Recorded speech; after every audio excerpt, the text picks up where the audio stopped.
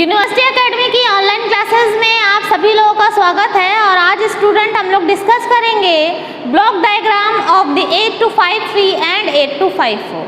ठीक है, तो चलिए स्टार्ट करते हैं। तो स्टूडेंट, जैसा कि आप लोगों को बताया गया था प्रीवियस लेक्चर में कि जो आपका 8 to 5 3 और 8 to 5 4 है वो किसके लिए यूज़ किया जाएगा, आपका एक्यूरेट टाइम डिले को कैलकुलेट करने के लिए। तो उसके लिए क्या बताया गया था कि आपका जो 8 to 5 3 और 8 to 5 4 है उसमें कितने काउंटर होंगे, 3 काउंटर होंगे। और तीनों काउंटर की जो कैपेसिटी है वो कितने कितने बिट की होगी, 16 बिट की आपकी होगी। ठीक है भाई। उसके अलावा क्या बताया गया था कि ईच काउंटर है 3 सिग्नल्स। कौन कौन से, आपका क्लॉक 0, गेट और आपका आउट। अब क्योंकि ये काउंटर 0 है तो उसी के रिस्पेक्ट में क्लॉक 0 हो गया, गेट 0 हो गया, आउट 0। ठीक है। काउंटर 1 है तो उसके रिस्पेक्ट में आपका clock 1, gate 1, out 1। Okay. Then counter 2, तो काउंटर 2 के लिए आपका क्लॉक 2, गेट 2 और आपका आउट 2। तो इस तरीके से हम लोग अलग अलग काउंटर्स के लिए अपने ये तीनों सिग्नल्स जो है वो डिफाइन कर लेते हैं। अब ये जो क्लॉक इनपुट है इसका क्या काम है आपका, कि जो काउंटर है उसको क्या करना है, लोड कराना है। अब कितनी वैल्यू को रीड करना है या कितनी वैल्यू को उसको कैलकुलेट करना है, काउंट करना है, तो उतनी वैल्यू को लोड कराने के लिए हम किस पिन का यूज़ करेंगे, क्लॉक पिन का यूज़ करेंगे। गेट पिन किसके लिए यूज़ होगा आपका, enables counting when it is at logic 1। अब आप देख पा रहे होंगे कि क्योंकि कोई भी बार इस पिन पे नहीं है, यानी कि जैसे ही इस पिन पे आपका 1 जाएगा वैसे ही काउंटिंग आपकी स्टार्ट कर देगा काउंटर। ठीक है। आउट पिन क्या काम करेगी आपकी, give signal to the microprocessor when count is 0। Okay, तो एक एग्जांपल से समझते हैं और उसमें एक चीज़ और क्लियर होगी आपकी, क्या कि ये जितने भी काउंटर हैं आपके, तीनों ही काउंटर जो हैं वो क्या होंगे, आपके डाउन काउंटर होंगे। कौन से काउंटर होंगे, आपके डाउन काउंटर होंगे। तो डाउन काउंटर मतलब कि सपोज दैट आपने क्या करा, 10 वैल्यू लोड कराई। ठीक है, क्या कराई, 10 वैल्यू आपने लोड कराई थ्रू दिस क्लॉक पिन। अब जैसे ही गेट पिन पे आपको हाई मिला वैसे ही आपके काउंटर ने काउंट करना शुरू कर दिया। तो 10 आया, फिर 9 आया, फिर 8 आया, फिर 7, फिर 6, फिर 5, फिर 4, फिर 3, फिर 2, फिर 1 और देन 0। तो जैसे ही 0 आ गया यानी कि काउंटिंग आपकी पूरी हो गई, वैसे ही आउट सिग्नल जो है वो क्या करेगा, आपके माइक्रो प्रोसेसर को सिग्नल प्रोवाइड करेगा कि आपकी काउंटिंग जो है वो क्या हो गई है, कंप्लीट हो गई। ठीक है। तो डाउन काउंटर का मतलब क्या है कि आपको ऊपर से नीचे मीन्स कि MSB टू LSB की तरफ आपको आना है। क्लियर। अनदर ब्लॉक देखते हैं हम कि अनदर ब्लॉक कौन कौन से हैं। तो आता है आपका डेटा बस बफर। तो डेटा बस बफर में कितनी पिन्स है आपकी, 8 पिन्स है। और मैंने बोला था कि ये किसके साथ इंटरफेस होगा, आपका 8085 माइक्रो प्रोसेसर की डेटा बस के साथ इंटरफेस होगा। ठीक है, पहली चीज़ तो ये हो गई। अब इसका काम क्या है आपका, तो जो आपकी 8 to 5 3 8 to 5 4 की चिप है उसकी प्रोग्रामिंग के लिए या उसको प्रोग्राम्ड करने के लिए आपका डेटा बस बफर का यूज़ किया जाता है। फिर उसके बाद जो काउंट रजिस्टर है, लोडिंग द काउंट रजिस्टर। ठीक है, आपको जो भी वैल्यू आपको काउंट करानी है तो वो कहाँ पे सेव होगी, आपके काउंट रजिस्टर में। तो उसका लोडिंग भी कहाँ पर होगा, आपका डेटा बस बफर में होगा। रीडिंग द काउंट वैल्यूज़, आपको रीड करना है काउंट वैल्यूज़ को, तो वो प्रोसेस भी कहाँ पर होगा, आपका डेटा बस बफर में आपका होगा। क्लियर। नेक्स्ट ब्लॉक देखिए, रीड राइट लॉजिक। तो ये सब आपको मालूम ही है, इसमें बताने का बहुत ज़्यादा लॉजिक नहीं है। आप लोगों को अब रट गया होगा कि रीड बार है रीड ऑपरेशन के लिए, राइट बार है राइट ऑपरेशन के लिए। एक्टिव लो पिन है, जैसे ही 0 जाएगा वैसे ही ये पिन क्या होगी, आपकी इनेबल होगी, अदरवाइज डिसेबल रहेगी। A0 और A1 मैंने बोला था कि काउंटर के सिलेक्शन के लिए हम लोग इसको यूज़ करते हैं। तो यहाँ पे मैंने एक टेबल बनाई हुई है। If A0 is 0, A1 is 0, then counter 0 is selected. If A0 is 1, A1 is 1, then counter 1 is selected. Okay?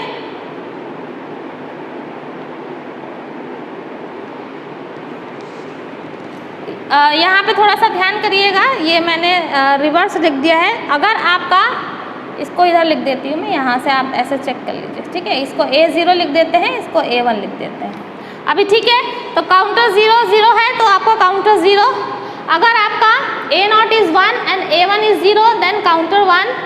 अभी A0 आपका 0 है और A1 आपका 1 है then counter 2 is selected.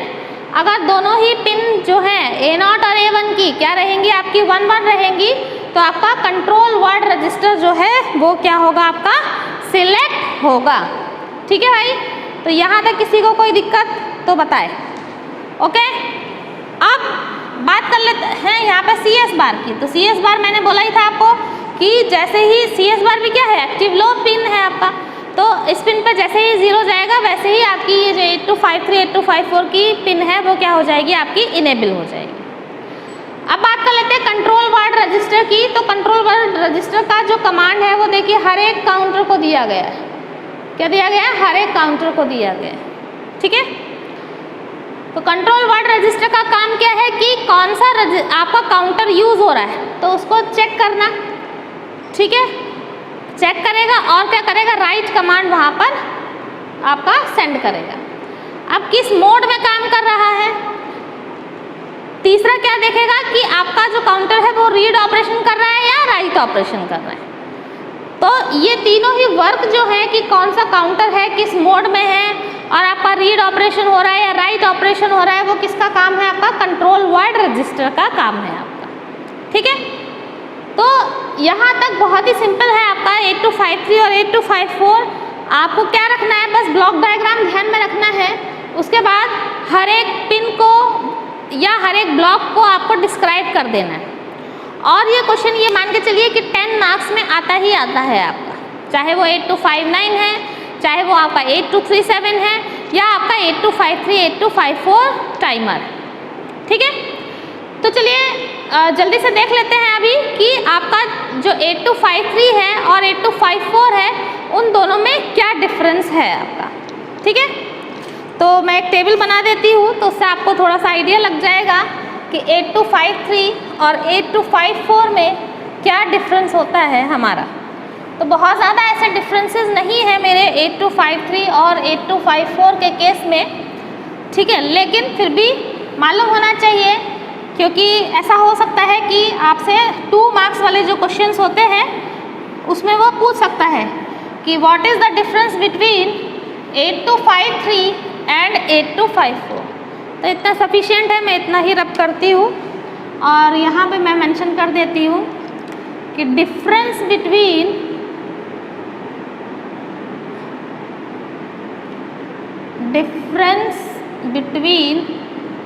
8253 and 8254, ठीक है। तो कुछ पैरामीटर लेकर के चलेंगे और उन पैरामीटर्स के अकॉर्डिंग हम लोग देखेंगे कि क्या डिफरेंस है आपका 8253 और आपका 8254 में, ठीक है। तो एक तरफ मैंने पैरामीटर लिखे हैं और दूसरी तरफ मैंने आपका पिन लिखा है। तो सबसे पहला पैरामीटर आता है आपका ऑपरेटिंग फ्रिक्वेंसी को लेकर के, ठीक है। ऑपरेटिंग फ्रिक्वेंसी को लेकर, तो 8253 की जो ऑपरेटिंग फ्रिक्वेंसी है डेट इज 0 to 2.6 मेगाहर्ट्ज और 8254 की क्या है 0 to 10 मेगाहर्ट्ज, ठीक है। तो आप देख पा रहे हैं कि जो ऑपरेटिंग फ्रिक्वेंसी है वो आपकी 8254 की ज़्यादा है एज कंपेयर टू 8253, ठीक है। नेक्स्ट देख लेते हैं सेकंड पैरामीटर जो है वो क्या है आपका टेक्नोलॉजी, ठीक है। तो 8253 की जो टेक्नोलॉजी है डेट इज NMOS यानी कि N type metal oxide semiconductor और 8254 की क्या है आपका HMOS यानी कि हाइब्रिड मेटल ऑक्साइड सेमीकंडक्टर, ठीक है। तो आपकी जो HMOS टेक्नोलॉजी है वो आपकी क्या होती है 8 टाइम्स फास्टर होती है as compare to NMOS technology. तो ये बात आप ध्यान में रखेंगे कि आपका जो HMOS टेक्नोलॉजी है it is 8 times faster than NMOS technology, ठीक है। थर्ड पॉइंट देखते हैं, हमारा थर्ड पॉइंट होता है हमारा रीड बैक कमांड। ठीक है, थर्ड पॉइंट है हमारा, या थर्ड डिफरेंस जो है that is read back command. तो 8253 में ये जो हमारी रीड बैक कमांड होती है ये हमारी अवेलेबल नहीं होती है, तो मैं इधर लिख देती हूँ नॉट अवेलेबल इन दी 8253। और लेकिन 8253 में आपकी ये क्या होती है, अवेलेबल होती है। अब ये होती क्या है रीड बैक कमांड, तो होता क्या है कि जब हमारा काउंटर क्या कर रहा है 0 to आपका मतलब जैसे सपोज दैट 100 वैल्यू को काउंट किया, 100 वैल्यू को लोड किया काउंटर में, अब 100 से वो क्या करना शुरू करेगा, काउंट करना शुरू करेगा। ठीक है, तो आपका 100 है, 99 है, 98 है, इस तरीके से आपका जो काउंटर है वो काउंट करता चला जा रहा है। ठीक है, तो रीड बैक कमांड के थ्रू कि कितनी काउंट वैल्यू आपकी पहुंची वो आप आइडेंटिफाई कर सकते हो या समझ सकते हो कि कितनी वैल्यू तक आपका काउंटर पहुंचा है, तो उसको बोला जाता है रीड बैक कमांड। तो ये जो फीचर है वो कहाँ पर अवेलेबल है आपका 8254 में अवेलेबल है, 8253 में अवेलेबल नहीं है। ठीक है, फोर्थ जो पैरामीटर है स्टूडेंट्स, फोर्थ पैरामीटर की अगर बात करी जाए तो फोर्थ पैरामीटर जो है वो क्या है आपका, इसका परफॉर्मेंस। फोर्थ पैरामीटर जो है वो क्या है आपका, परफॉर्मेंस को लेते हैं। ठीक है, तो यहाँ पे मैं लिख देती हूँ कि read and write operation, read and write operation cannot be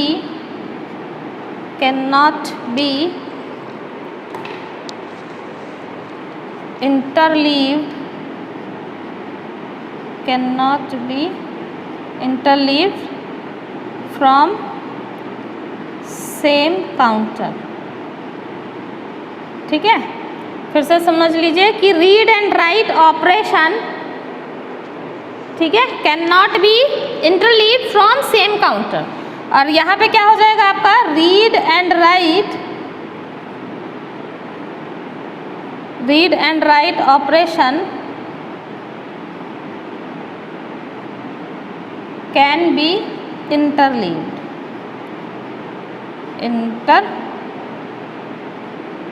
ठीक है। तो कहने का मतलब क्या है कि इंटरलीव का मतलब होता है आपका टू इंसर्ट इन बिटवीन। ठीक है, टू इंसर्ट इन बिटवीन किसके बीच में, आपका जो भी हमारे काउंटर्स यूज हो रहे हैं आपके 8253 या 8254 में, लेकिन रीड या राइट ऑपरेशन जो है वो आप इंसर्ट कर सकते हो इन बिटवीन 8254 के केस में, लेकिन 8253 के केस में आप जो है ये रीड बार या राइट ऑपरेशन जो है वो आप इंसर्ट नहीं कर सकते हो एक साथ, लेकिन 8254 में आप एक साथ उनको इंसर्ट कर सकते हो। ठीक है, तो ये बेसिकली 4 पैरामीटर्स ही हैं और इन चारों पैरामीटर्स के भी बेस पे हम लोग क्या करते हैं अपने 8253 और 8254 में डिफरेंस समझ लेते हैं। ठीक है, so this is all about 8253 and 8254, और यू कैन से दैट 8253 और 8254 बहुत ज़्यादा डिफरेंस नहीं है, केवल दोनों ही जो ICs हैं वो आपको समझ लेना है कि एक्यूरेट टाइम डिले को कैलकुलेट करने के लिए यूज़ की जाती है।